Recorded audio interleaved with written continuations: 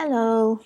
So I've got the final 3 books in the Kentucky Bluegrass Award nomination list for the year 2020-21. We'll go ahead and get started. So the first one is called The Lovely and the Lost. This is by Jennifer Lynn Barnes. On the back, looks like this is a mystery thriller. So it says, how long before anyone bothered to look for her? I knew that question wasn't about Bella. Bella had been gone for less than 48 hours, and park rangers, law enforcement, and dozens of volunteers were already combing the woods for her. By the time anyone had come looking for me, I'd been on my own for weeks. Forest, dirt, water, blood, threat. My grip on Saskia's lead tightened as the images flashed through my head. I wanted to let go of the lead, to cut Saskia free. I needed to run. Okay, so then on the inside in the book jacket, and so I'm assuming that Saskia is some kind of animal because this has paw prints and footprints. So maybe some kind of nature survival story. So it says on the inside of the book jacket, Kira Bennett's earliest memories are of living alone and wild in the woods. She has no idea how long she was on her own or what she had to do to survive. But she remembers the moment that Katie Bennett and one of her search and rescue dogs found her. Adopted into the Bennett family, Kira still struggles with human interaction years later, but she excels at the family business, search and rescue. Together with Katie's son, Jude, and their neighbor, Free, Kira works alongside Katie to train the world's most elite search and rescue dogs. Someday, all 3 teenagers hope to put their skills to use, finding the lost and bringing them home. When Katie's estranged father, the enigmatic Bales Bennett, tracks his daughter down and asks for her help in locating a missing child, one of several visitors who has disappeared in the Sierra Glades National Park in the past 12 months, the teens find themselves on the front lines sooner than they could have ever expected. As the search through 750,000 acres of unbridled wilderness intensifies, Kira becomes obsessed with finding the missing child. She knows all too well what it's like to be lost in the wilderness, fighting for survival, alone.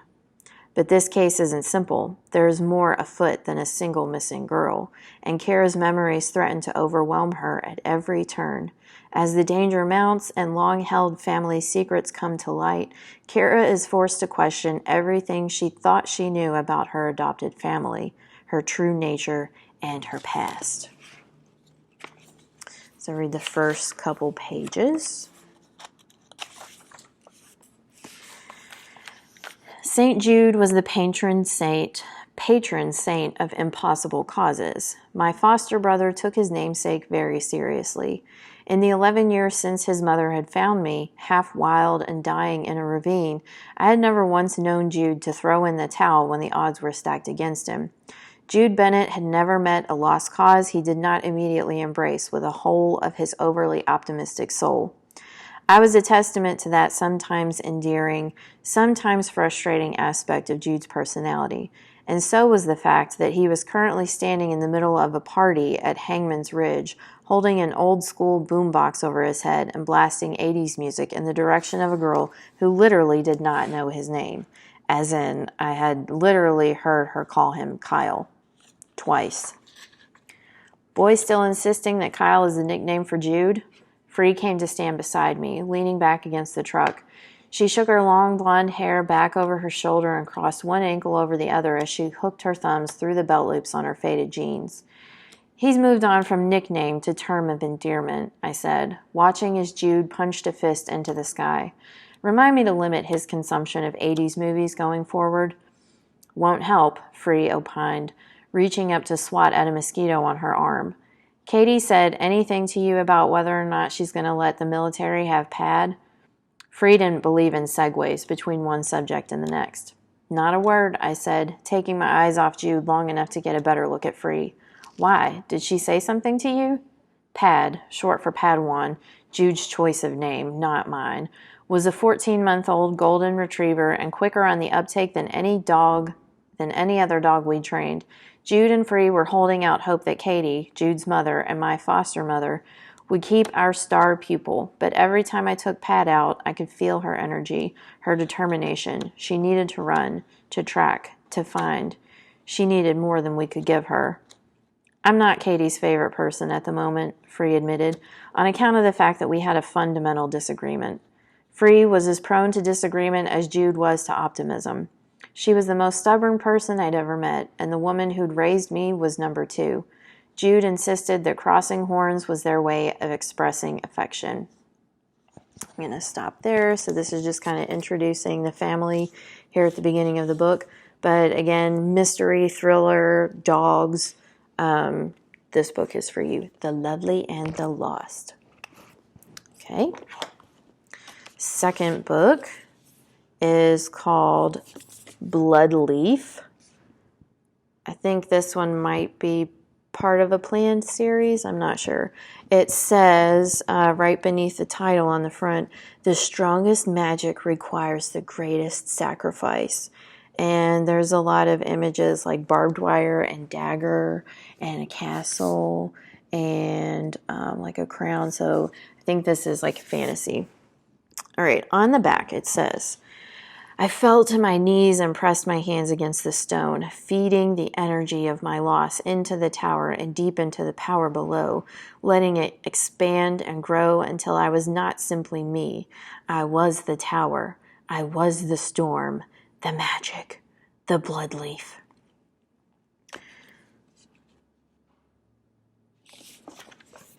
On the inside book jacket,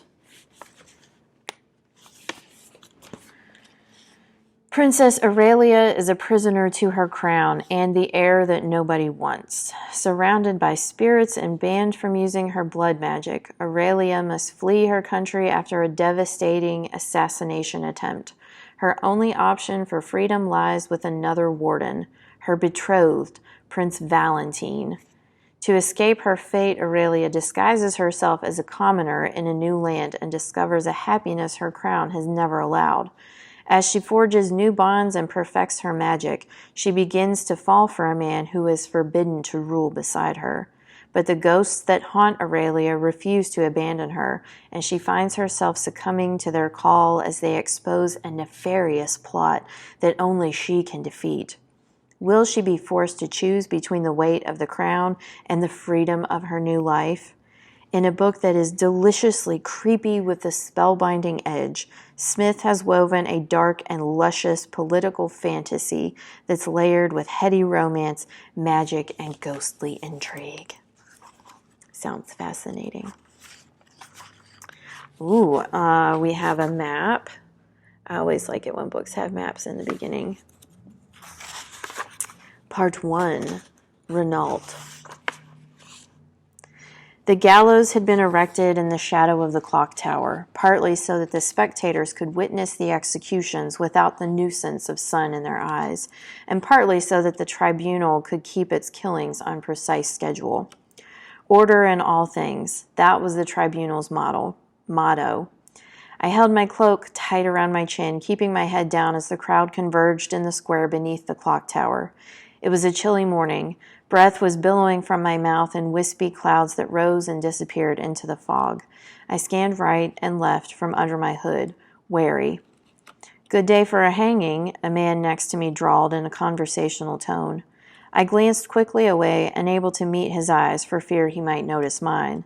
It wasn't often that a person was determined to be a witch by such a trivial trait as the color of her eyes, but it wasn't unprecedented.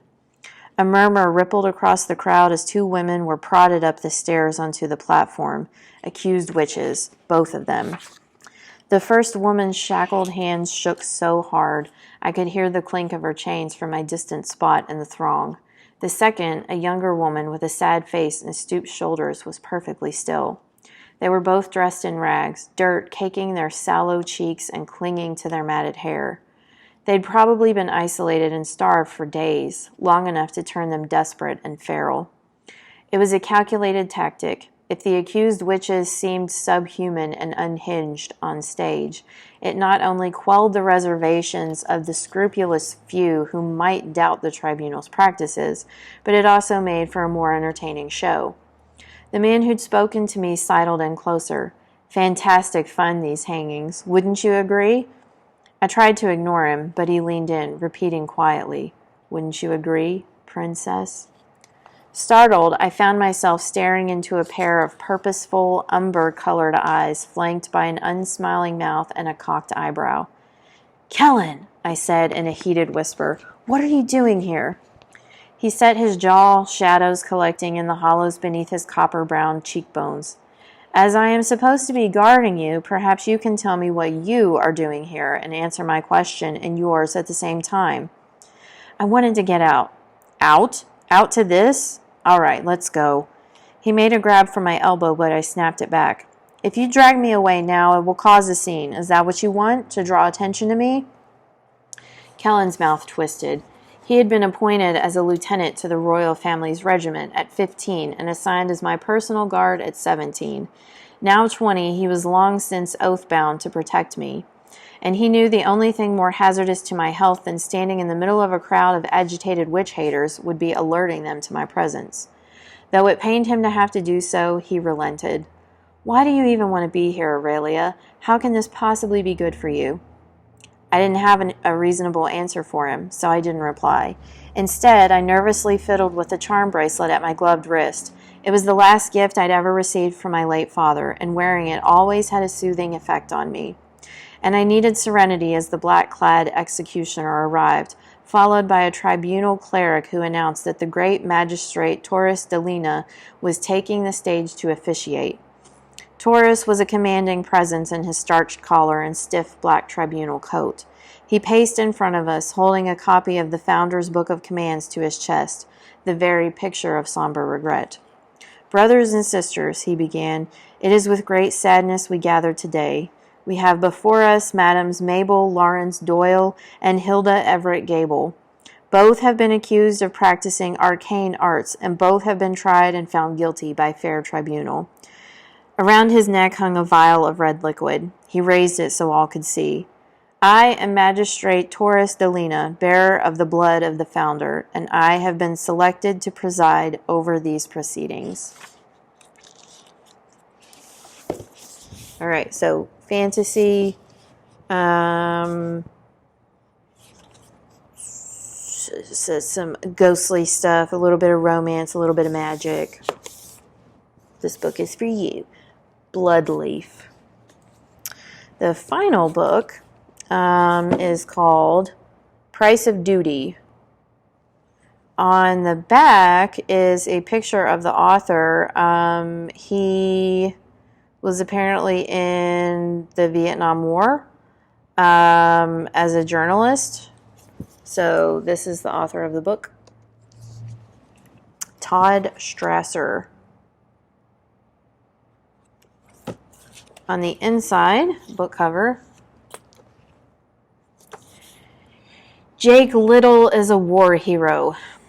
The military is considering awarding him a Silver Star, a huge honor for any soldier, especially the son of a military family. Only he's questioning everything his family brought him up to believe.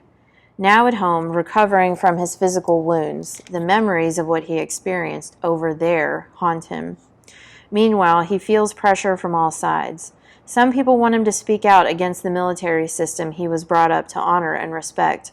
Others, like his famous grandfather, are urging him to return to the battlefield to fight again. Jake was raised to believe that fighting for one's country was a moral obligation, but now that he's seen firsthand the human cost of war, he's no longer sure. Best-selling YA author Todd Strasser delivers a gripping and timely novel about very real issues faced by the young people caught in today's forever war and the price they pay.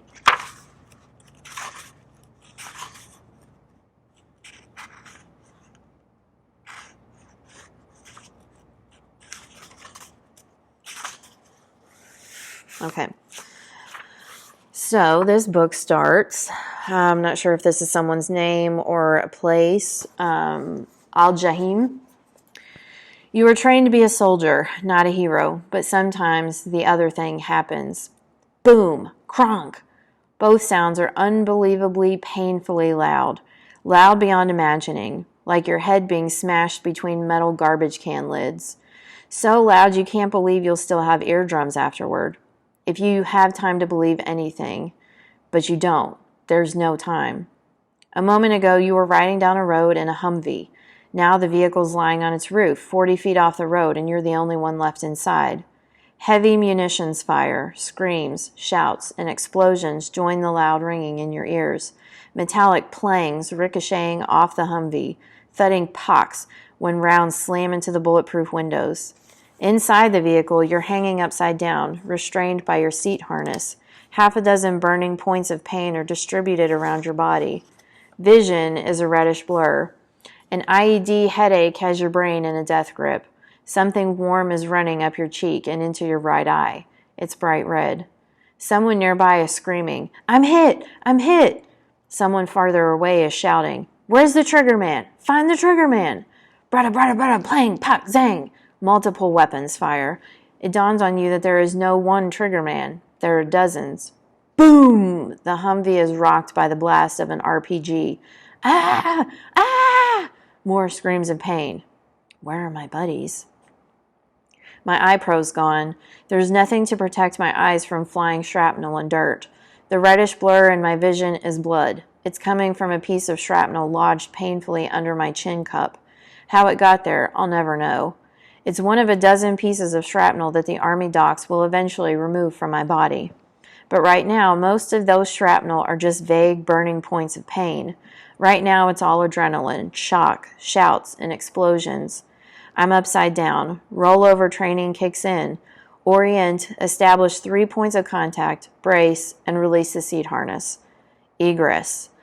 My gloved hand jerks the door handle, but the door won't open.